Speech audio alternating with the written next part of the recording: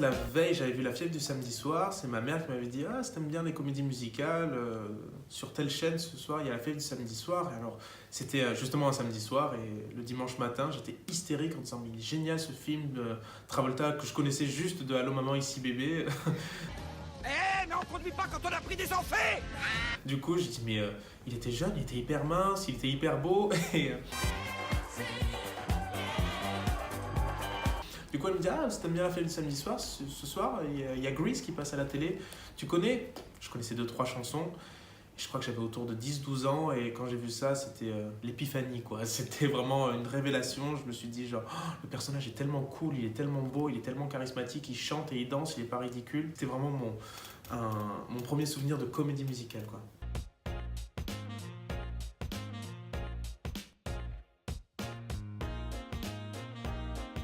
Bah, je pense que ça aide quand c'est ton rêve de petit garçon d'être Danny Zuko.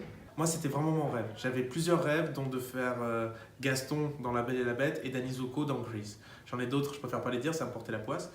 Dès qu'ils annoncent l'audition, tu sais, tu te prépares physiquement parce que ça danse, tu te prépares vocalement parce que c'est très particulier comme tessiture, donc techniquement, tu dois être au top. Et puis, il y a un truc dont il faut que tu t'imprègnes, c'est cette espèce de coolitude à la Travolta. Autour de ça, la rencontre décisive qui a fait que j'ai pu avoir ce rôle, moi je dirais que c'est ma partenaire, Alizée Lalande.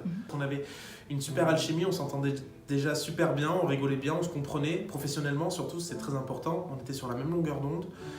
Et dès qu'ils ont annoncé les auditions, on s'est rappelé, on s'est recontacté en disant ah, tu veux pas qu'on bosse la scène ensemble, on sait jamais s'ils nous font passer ensemble. On a mis un moment à passer ensemble, parce qu'ils nous ont testé avec beaucoup de gens, puis dès qu'on est passé ensemble, bah, nous on a senti que ça fonctionnait extrêmement bien. Et je pense que Alizée, en Sandy, elle m'a beaucoup aidé à être le Danny que je suis devenu. Ouais.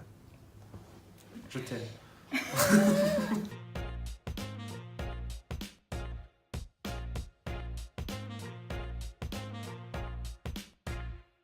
Quand Travolta est arrivé, il a fait son speech, il est descendu et Randall est allé le voir en disant ah, tiens John, je vais te présenter Alexis, Alizée et Yanis. Et Alexis, voilà, je te présente, en ce moment il fait toi sur Paris.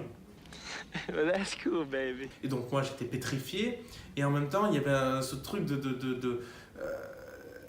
d'aimant, tu vois, où tu es complètement omnubilé par la personne et tu tends la main mais tu sais pas ce que tu fais, en fait c'est un peu mécanique. Et lui m'a tout simplement dit waouh, j'ai l'impression de me regarder dans le miroir mais plus jeune. Et il nous a demandé si ça se passait bien, si on s'éclatait et franchement c'était formidable parce que tu rencontres ton idole et tu te rends compte que c'est le mec le plus cool de la terre, quoi.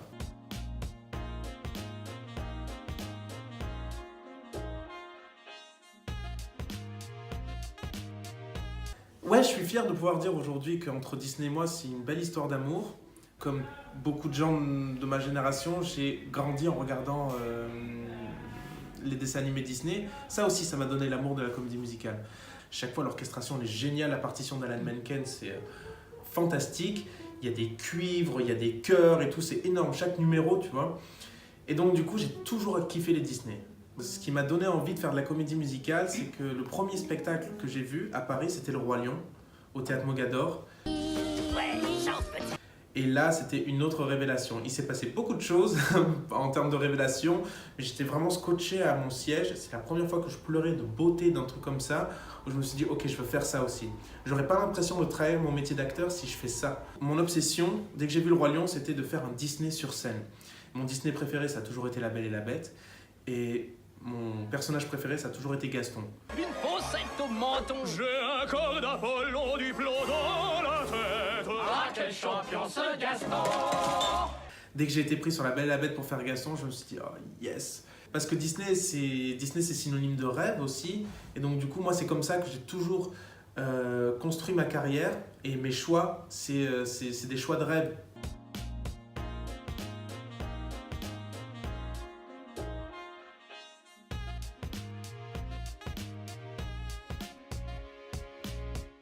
Mon prochain rêve, en fait, j'en ai plein du coup parce que je me suis presque autorisé ouais, à rêver à des choses encore plus grandes. Si tu me parles de comédie musicale sur scène, j'en ai 3 qui me viennent à l'esprit là, mais pour des raisons différentes. Je pense par exemple à Ghost. Musicalement, Ghost, le musical, c'est génial et je rêverais de jouer Sam, qui est le rôle tenu par Patrick Swayze. Il y a tellement de choses à jouer et c'est ça qui est hyper attractif et nourrissant.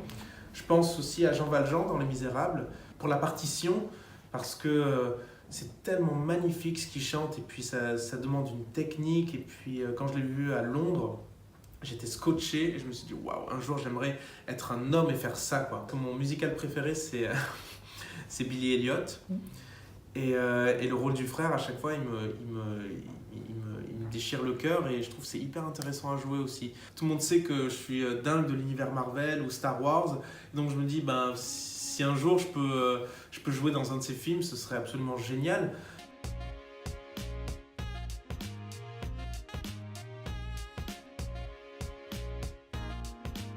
J'aime bien construire un rôle à l'américaine.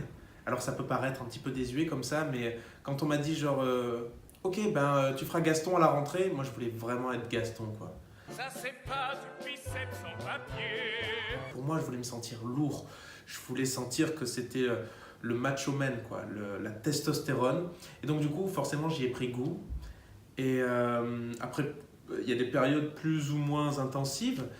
Ça m'aide aussi à tenir un rythme comme ça m'a aidé beaucoup sur Grease où il y avait un cardio terrible. Des moments où je quittais pas la scène pendant très très longtemps et ça demande un cardio, une condition physique. Si j'obtiens un rôle comme Danny, j'ai pas envie d'être en colère contre moi-même et de me dire genre parce que je l'ai mal préparé, je suis obligé de céder ma place ce soir. J'ai vraiment envie d'être au top de moi-même juste pour moi quoi. Voilà, c'est juste je sais pas. Ça fait plaisir quoi, je sais pas, je sais pas quoi répondre à ce genre de truc. J'aimerais te dire ouais en fait c'est parce que y a un prochain Marvel qui sort et comme je suis dedans ils m'ont demandé. Non, personne m'a rien demandé, c'est juste moi qui le propose. C'est une spécificité de comédien aussi, tu vois. Il y en a qui se laissent pousser les cheveux, il y en a qui se laissent pousser la barbe. Moi j'essaie de me laisser pousser les muscles.